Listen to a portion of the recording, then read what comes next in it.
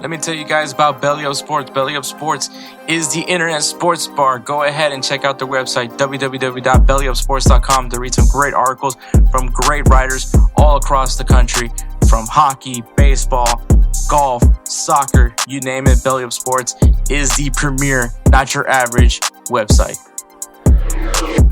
All right, guys, the U.S. men's national team has dropped a 27-man roster, training camp roster. June 7th, they have a friendly against Turkey in East Hartford, Connecticut.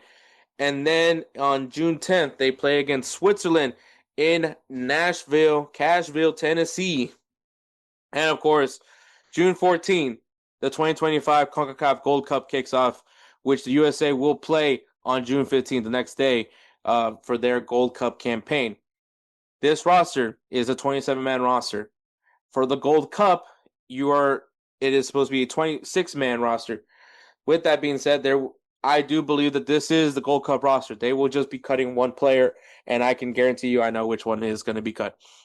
So, here is the roster for this June summer column. Goalkeepers, we got Matt Freese from New York City FC. We got Patrick Schulte from the Columbus Crew. Zach Steffen from the Colorado Rapids, and Matt Turner from Crystal Palace. Goalkeepers, I'm not really shocked by. I think Patrick Schulte and Zach Steffen have been guys that he's been calling up pretty frequently. Matt Freese is an interesting one. I think he's done fairly well with his time over at New York City FC. Would I have chosen him? I think he's valid. I think you're only gonna play one guy. One guy's only gonna play in the tournament. But I don't know. Obviously people think of Diego Cochin, but I don't think it really matters. I think Matt Freese is fine, and then Matt Turner.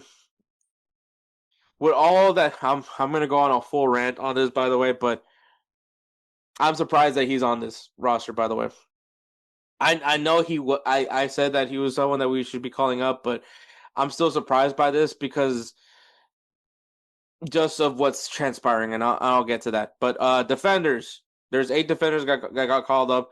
We got Max Arfstead from Columbus Crew, which I think he's technically a winger. I don't know why they consider him a defender, but all right.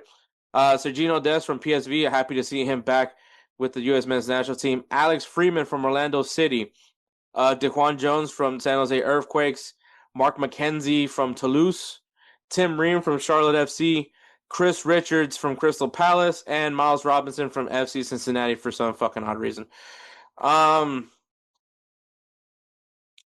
Joe Scally, no Anthony Robinson, no Cameron Carter-Vickers, no Austin Trusty.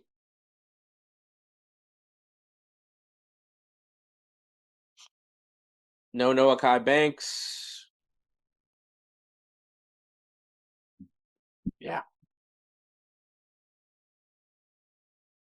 Yeah, I really don't have words right now. But I don't think it's all bad. I don't think it's all bad. But yeah, those are the defenders. Midfielders, they're taking 10 midfielders. Or at least allegedly. We got Brendan Aronson from Leeds United. Tyler Adams from Bournemouth, happy to see him there. Sebastian Berhalter from Vancouver Whitecaps. Johnny Cardoso from Real Betis.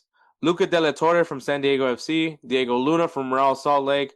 Jack McGlynn from the Houston Dynamo. Quinn Sullivan from the Philadelphia Union. Malik Tillman from PSV Eindhoven. And Sean Zawadzki from the Columbus Crew. Interesting. Very interesting. No Yunus Musa. No Gio Reyna. Interesting. Very, very interesting. All right, forwards. Patrick Aguiman from Charlotte FC.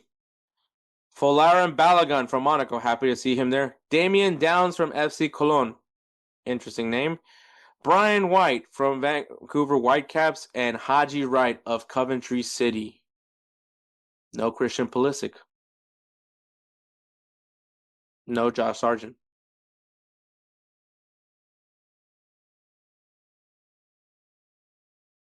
All right. So before I get more in depth with this,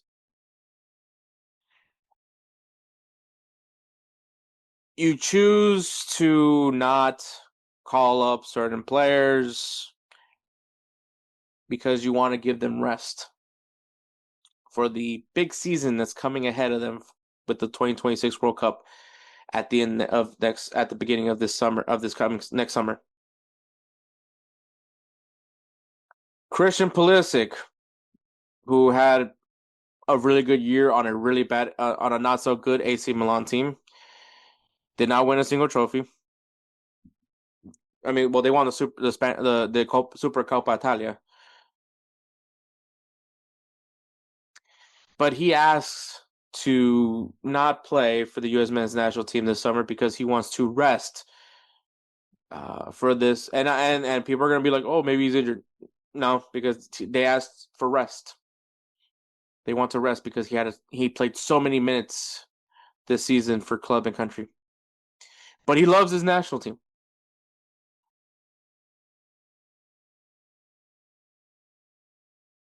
No Yunus Musa, who didn't play as many minutes as Christian Pulisic.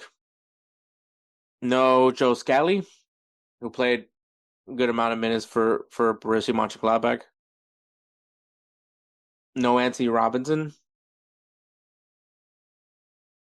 No Cameron Carter Vickers. No Austin Trusty. No Josh Sargent.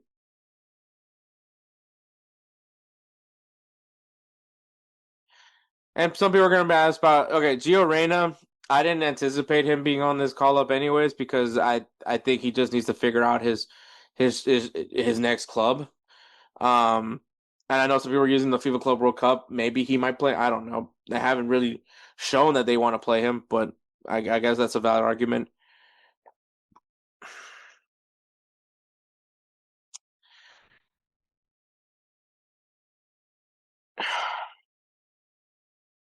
I'm pissed. I'm really pissed off because this goes back to my argument of why I don't think Christian Pulisic is a captain.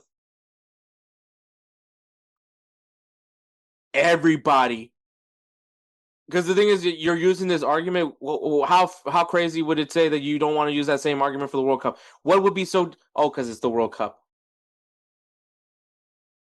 We're talking about the 2025 Gold Cup. This is the final competitive competition, competitive play you're going to see till the World Cup.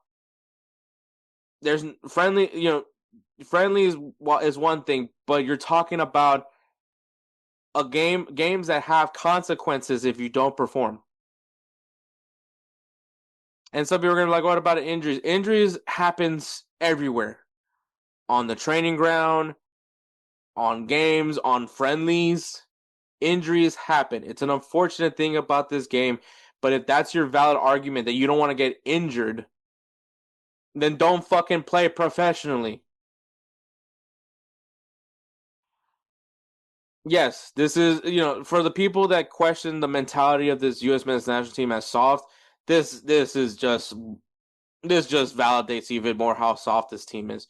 And old man yells at cloud. I don't give a flying fuck right now, but it is just fucking embarrassing. It is fucking embarrassing. This is the last competition that you're gonna have before the World Cup. This is the last chance you can really evaluate guys in a competitive setting. Yeah, maybe they might want to compete in the friendlies, but this is as close as it gets to real competition. And yes, I get it. It's the Gold Cup. And yes, it's CONCACAF. There's players that have opted out. Keylor Navas has opted out every time in the Gold Cup. I get those things, but we're not Keylor Navas. U.S. men's national team is very much bringing out some sort of hybrid A B team to this thing. The reason why I'm saying some A because of the fact that you do have certain players that would be starters in general for the U.S. men's national team. And what's funny is that I am so happy Johnny Cardoso's here. I'm so happy he's here because it just makes me realize how much of a better player he is versus Christian Pulisic. I like Christian Pulisic. I do agree that Christian Pulisic is the best player on the team. but I don't know if he's the best leader. You have Tyler Adams here, and I've said that that he should be the captain of the U.S. men's national team. Sergino Dest didn't opt out. He's here, and so people were like, "Oh, well, he's been injured, so he hasn't really been able to." But he's here. Anthony Robinson isn't here. No Joe Scally. No Cameron Carter Vickers. No Austin Trusty. And I mean, Austin Trusty is not necessarily the one that I'm more fixated on. More so Cameron Carter Vickers. Chris Richards is here. Mark McKenzie is here. I already said Johnny Cardozo, but I'm going to point him out again. Malik Tillman is here.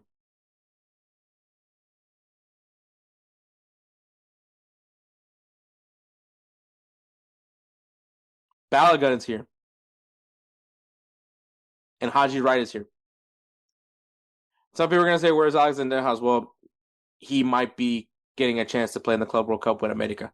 So for the guys that are in the Club World Cup, like Weston McKennie and Timothy Weah, I'll even throw Gio Reyna in that conversation as well. I think that they do get a pass because they're playing in the Club World Cup. But everybody else should have been on this roster. It's not a good look. It's not a good look. It's not a good look on Christian Pulisic. You look spineless.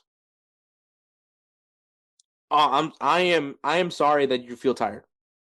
I really do. I really do feel bad that you feel tired. But as someone that constantly gets ridiculed that you get constantly ridiculed, you would think you would want to step up and be there for the team. You made this stupid fucking documentary series that people keep shitting you about. That you want to be the best in the world. The best players in the world don't fucking miss out on competitions. I don't care that it's the fucking Gold Cup.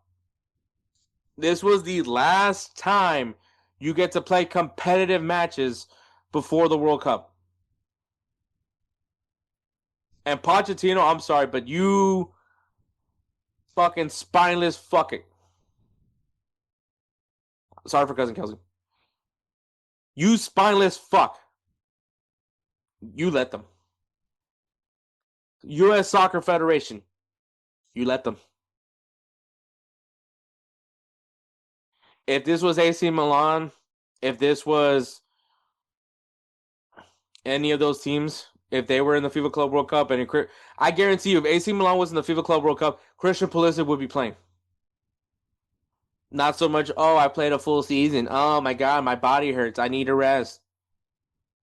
But I bet you if AC Milan was in that FIFA Club World Cup, you would be playing.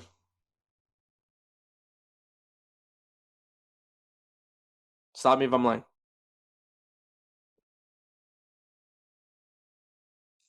But I've been saying this. I've been saying that Christian Pulisic is not a captain. He's not a fucking leader. He plays. He's a good player. Just because you're a good player doesn't mean you're a good captain. And I've said that plenty of times, time and time again. He should not be wearing the captain's armband. Because he just doesn't he doesn't understand it. And I hope he understands that this was gonna look bad on him. I hope he came into he made this decision knowing it was gonna look bad on him. Because it does. It looks 100% bad on him. It's fucking embarrassing. You can't go on a speech after fucking getting embarrassed in the Nations League saying that, oh, I love this team and I want to play for this team. And a chance to redeem yourself from that Nations League. Go into this tournament as much as you want to say it fucking sucks. Lift the Gold Cup. Win the Gold Cup. That's how you fucking show everybody that you fucking care. That you're going to take accountability for what happened. That you want to do better. That's how you do it. And you did not. And U.S. Soccer allowed it. U.S. Soccer is just as much to blame. But like I said, we got to look at the roster as it is. So for everyone that's trying to figure out which player is the one that's getting cut, look, Matt Freese might be the guy, but if you're talking about resting and you're talking about for resting sake, I don't think that's the argument for this one. But for Matt Turner, I think he needs to figure out his club situation. He needs to figure because he was on loan to Crystal Palace, so he's going back to Nottingham Forest. So, and he needs to go somewhere where he's going to play because once again, 2026 World Cup, that guy needs to be playing in order to be considered, at least in my opinion, to be considered the starting goalkeeper for the U.S. men's national team. He needs to go somewhere where he's going to play. Whether it's the fucking MLS, whether it's the Belgium League, whether it's Liga MX, I don't give a flying fuck. Go somewhere where you're going to play. He needs to go somewhere where he is going to play every single day because as a goalkeeper, you need to be playing. Just that's just the point blank example. He needs to be playing. So I don't care where. He just needs to go play. So, so I would say Matt Freese does get cut for the FIFA Club World for the Gold Cup, but I wouldn't be shocked if Matt Turner gets cut. Is all I'm saying. But I do think I think Matt Turner does stay, and I do believe he's going to be the starting goalkeeper for these friendlies, and he will be the starting goalkeeper for the Gold Cup. I believe that wholeheartedly. The defense. So obviously Sergino Dest at the right back spot. I think we're gonna see Chris Richards and Mark McKenzie as our center back duo. Dude, this is just fucking bullshit. But all right,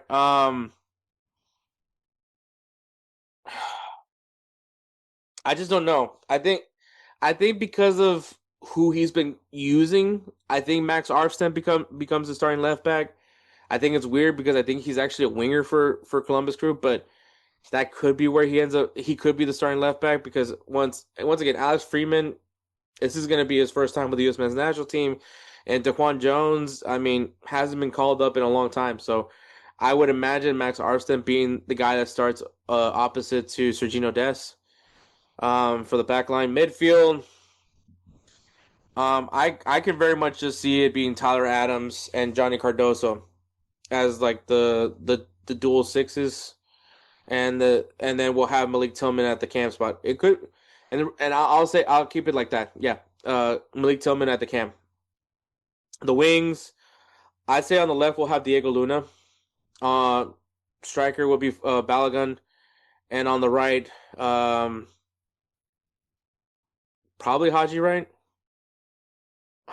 or Brandon Aronson, one of the two. Look, do I think this team could win the Gold Cup? I think this is still a roster that can very much compete in the Gold Cup. I don't. It's gonna go down to mentality, and I think you got players with mentality here. I think Malik Tillman and Johnny Cardozo have an opportunity to prove themselves because I know as far as playing for the U.S. men's national team hasn't been great, but this is an opportunity for them. This is a time where they can show what they are capable of. So I think that this is a good opportunity for them. I think if to take some sort of positivity from this call up, it's going to be who really wants to be here, who really wants to compete. Diego Luna is a guy that wants to compete and gives two shits of who he plays against.